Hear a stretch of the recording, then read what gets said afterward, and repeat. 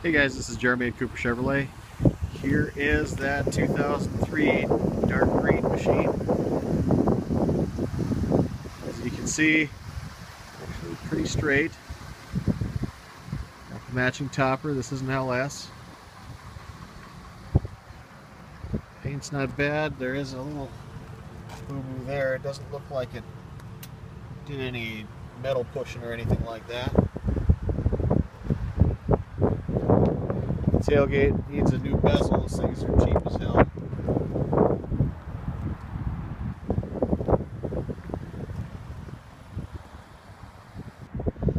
Looking in the box, looks like it got a little bit of wood debris and stuff like that. Certainly used back here, but not bad. Continuing, tires are more or less on the way out. Let's see here. Alongside, there is a dent up on top of here, but I'm not seeing a whole bunch of other hail dents on this thing. If you look at the hood, it looks good, but they must have replaced the hood because yeah, the roof does have some hail on it.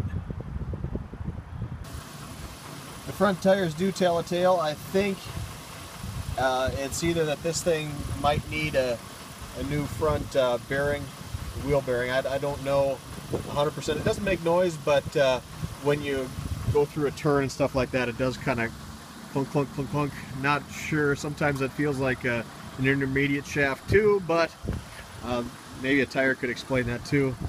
Front end looks decent. Runs quiet. It's actually running right now. I don't know if you can hear it. And same thing. You got kind of the rounding on the side of the tread. This side's not as bad as the other side. See, these Laverne boards are missing that pad.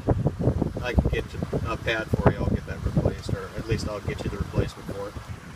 Looking to the inside, of course, power windows, power locks. One kind of surprised. This one is ordered at the Bose Audio. Seats have the camo covering on them, probably as expected. Look pretty good underneath there. They're actually protecting something. Now, transfer case runs pretty good. It goes through its paces quite nicely and appears to work. If you go through four-wheel drive, it goes fast. Four low, just about as fast. You want to take it back there. Not bad. As you can see, all the modes switch fairly nicely. This one does have 181,000 miles on it.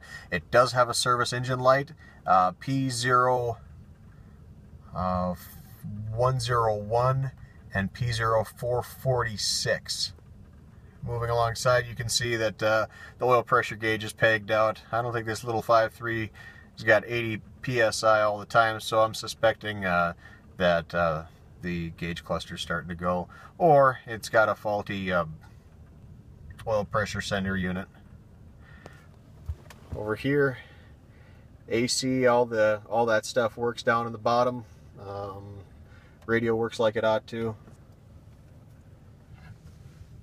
Well, there's one thing that I was going to mention is that when I took it on its test drive, it ran out pretty good, but between what I think might be the front bearing and what I think could be maybe a transmission mount or something like that, this thing kind of gets kind of a loosey-goosey feel to it.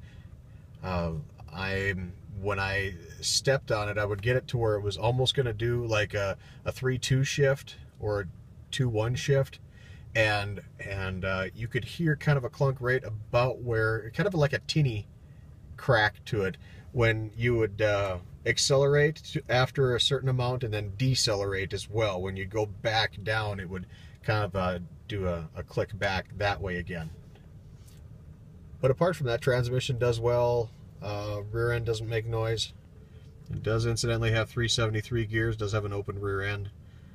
But yeah, it's not exactly a home run, but could be a double or a triple. It just has little things here and there that probably should be taken care of. Look into those. I'll probably send you an image of those service engine codes.